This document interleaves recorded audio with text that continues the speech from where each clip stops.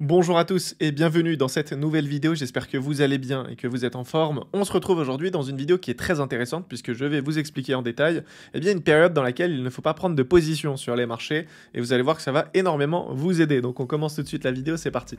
Alors actuellement je suis sur l'euro USD, je suis en 15 minutes et on peut voir que là actuellement, on est dans un range. Donc un range c'est quoi? C'est en fait une période dans laquelle le composite man, donc les institutionnels, vont créer de la liquidité. Alors pourquoi ça crée de la liquidité? Tout simplement parce que ici, pas mal de traders retail vont tout simplement acheter le marché, ok? Ils vont placer un stop loss en dessous, et il y en a aussi certains qui vont se mettre ici à vendre le marché pour essayer de tirer du profit donc de cette manière-là. Donc on comprend rapidement que ici, c'est une présence de liquidité. Ok, donc ça c'est le premier point. Donc nous, notre objectif, c'est pas de trader pendant une création de liquidité. C'est de trader une fois que cette liquidité elle est récupérée. Pourquoi? Parce que les mouvements seront beaucoup plus conséquents et on pourra générer plus d'argent.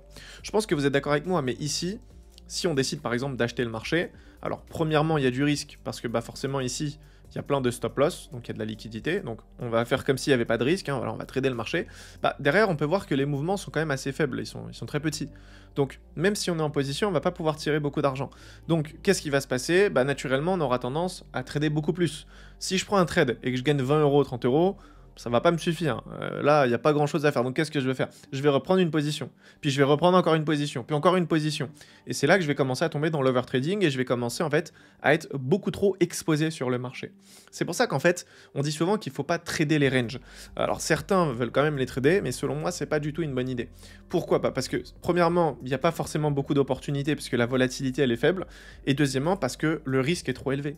Nous, notre objectif, c'est de réduire le risque. C'est de prendre le moins de risques possible. Donc forcément, ce qu'on va faire nous, c'est qu'on va attendre en fait à ce que le composite man vienne récupérer en fait cette liquidité avec un mouvement impulsif, et par la suite, on va pouvoir essayer donc de se placer sur ce grand mouvement ici. Ok, ça c'est un grand mouvement qui est intéressant puisque c'est sur ce genre de mouvement qu'on va pouvoir tirer beaucoup de profit. Ok, donc ce qu'il faut comprendre, c'est que la période de range, elle est présente sur toutes les time frames. Ok, peu importe, ça peut être sur du 1 minute, du 5 minutes, du 20 minutes, du daily, du weekly, peu importe. C'est des périodes qu'on va pouvoir identifier, ok? Et c'est des périodes durant lesquelles on ne doit pas trader. Ça, c'est vraiment quelque chose qui doit être clair et net. C'est vraiment, moi, ça fait partie de mon plan de trading. Si j'ai pas une tendance qui est bien définie, si voilà, on n'est pas en tendance haussière ou en tendance baissière, je ne prends pas de position, ok? Certains vont quand même essayer de trader, mais être plus agressifs. Sincèrement, je vois pas l'intérêt. Ok, aujourd'hui, on a ce luxe de pouvoir choisir les trades qu'on veut prendre. Si parfois on voit que voilà, l'opportunité n'est pas forcément là, on va pas prendre de position. Je sais que ça peut être frustrant, mais sur le long terme, c'est vraiment ce qui fera la différence entre un trader qui est rentable et un trader qui n'est pas rentable. Ok, donc il faut juste comprendre en fait les différentes phases sur le marché. Je vais juste vous faire un petit dessin pour que vous puissiez bien comprendre ça, et comme ça, au moins derrière, vous aurez la bonne vision. Donc sur les marchés, de manière générale, on aura ici une création de liquidité. Ok, donc ça, c'est le range. Ensuite, on va venir récupérer cette liquidité en faisant une cassure donc du bas de la structure ou peut-être même du haut, ça va dépendre de la tendance. Ici, on va partir du principe qu'on a cassé le bas de la structure. Ensuite, le marché va nous donner un grand mouvement haussier.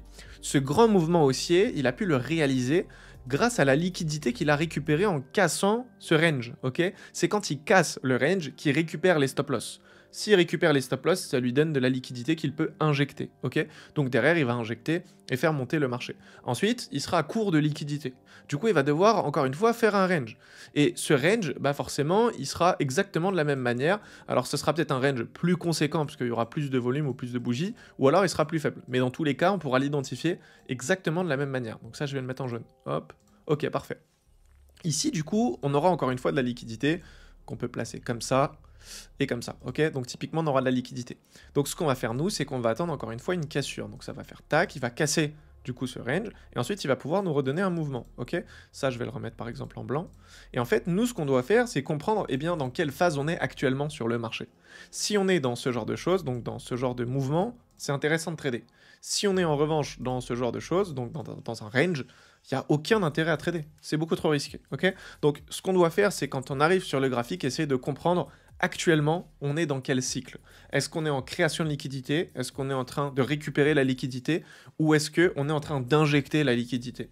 Et c'est par rapport à ça qu'on pourra déterminer si oui ou non, c'est le bon moment de se placer. Il y en a même certains qui vont par exemple utiliser les sessions de trading pour du coup essayer de comprendre un petit peu le cycle. Typiquement ici, on avait donc un range, ok, donc c'était genre une création de liquidité, on va dire.